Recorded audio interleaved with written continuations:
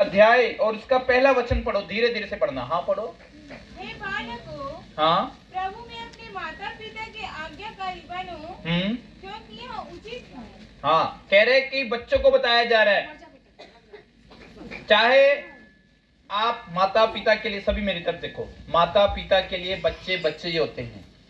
अगर आपकी माँ है और आपकी उम्र 40 साल है, आप करो माँ मैं बड़ा हो गया हूं, तब भी आप माँ के लिए बच्चे ही रहोगे, पिता के लिए बच्चे ही रहोगे। हालेलुया।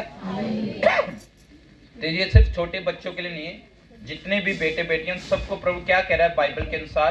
प्रभु कह रहा है हे, क्या कह रहा है, दोबारा पढ़ो उसको। हे बालको, हे बच्चों, क्या करना है?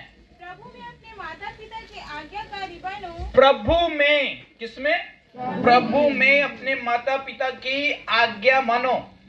हाँ, क्योंकि यह उचित है। ये ठीक है। जब आप प्रभु में आज्ञा मानोगे माता पिता की, तो कह रहे ये आपके लिए ठीक रहेगा। हालेलुया। अगर आपके माता पिता प्रभु में से होकर, बाइबल में से होकर आपको आज्ञा दे रहे हैं, वो आज्ञा आपने माननी है। मेरे पिता ने क्या बोला? तुम मसीह लड़की में शादी नहीं करोगे। वो उनकी आज्ञा थी या ऑर्डर थी, पर वो आज्ञा जो थी प्रभु में नहीं थी। समझ आ रही ना आपको? अगर मैं बोलूं प्रभु तेरे वचन में लिखा है माता पिता की आज्ञा मानो, मेरे पिताजी कह रहे हैं कि तुमने मसीह लड़की से शादी नहीं करनी, ठीक है प्रभु मैं पिता की आज्ञा मानूंगा, मैं मसीह लड़की में शादी नहीं करूंगा।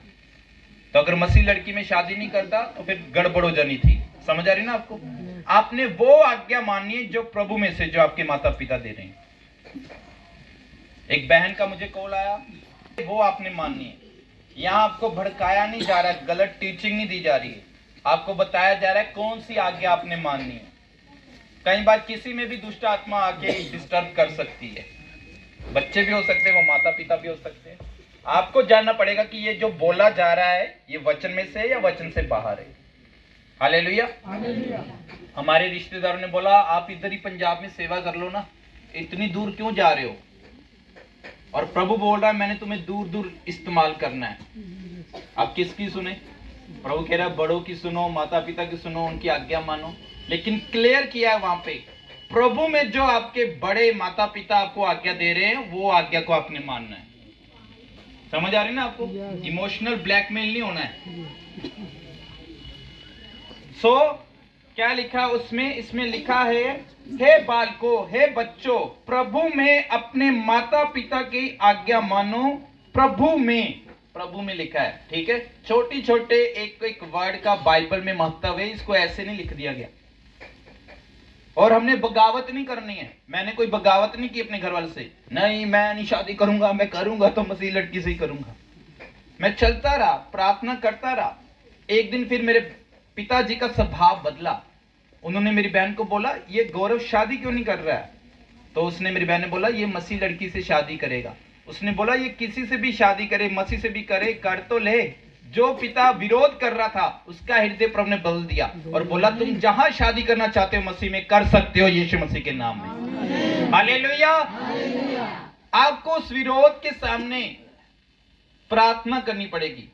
हम माता पिता को जवाब नहीं दे सकते, हमने बाइबल के वचनों को पूरा करना है। हालेलुया।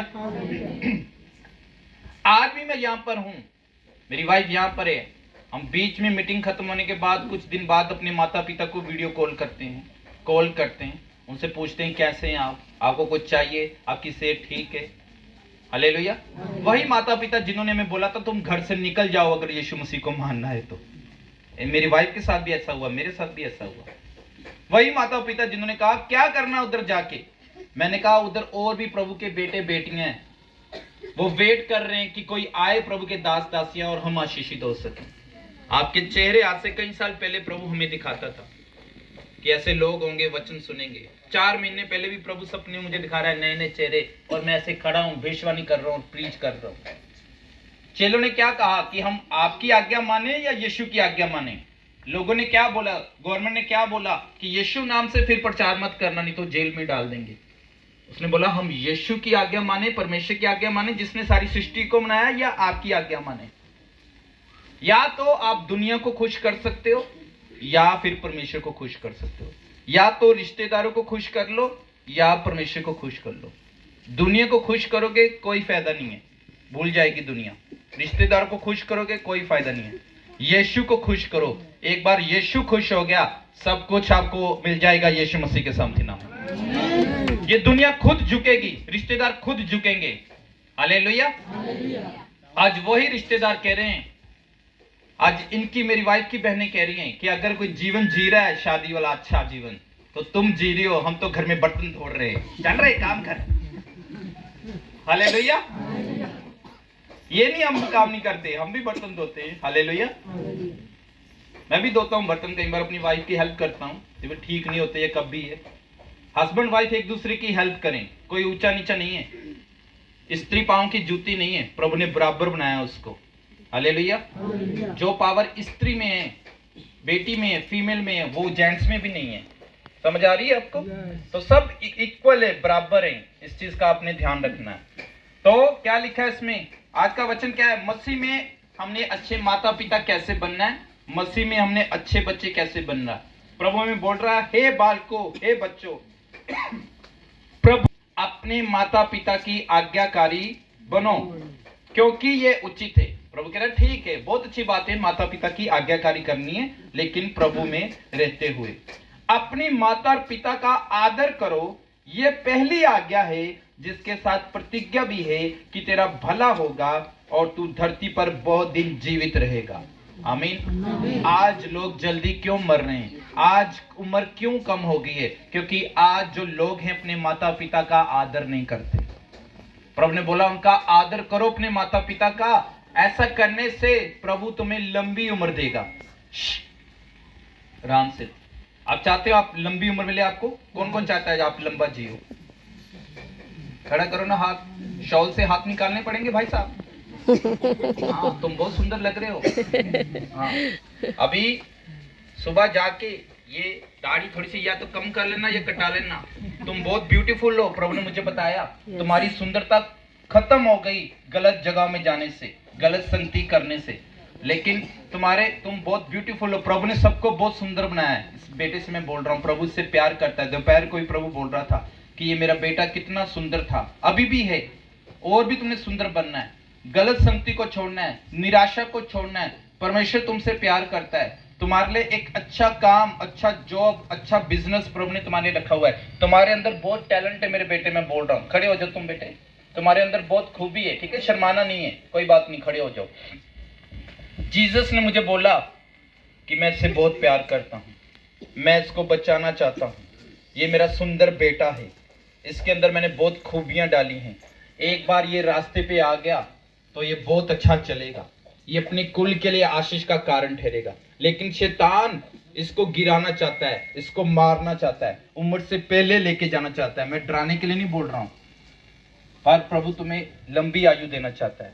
पिता परमेश्वर की आज्ञा को मानो, अपने माता पिता की आज्ञा को मानो।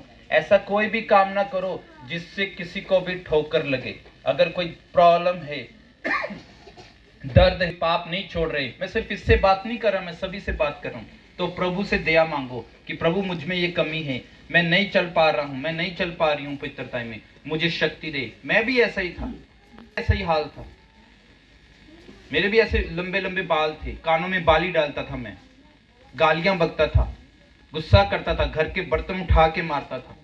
आपको लगता है मैं ऐसा होऊंगा? कभी कान में बाली डाली होगी, कभी लंबे बाल होंगे, कभी गालियां निकाली होंगी। बैठ जाओ, बैठ जाओ। समझ आ रही ना बेटे आपको? इसके परिवार के लोगों को समझ आ रही ना?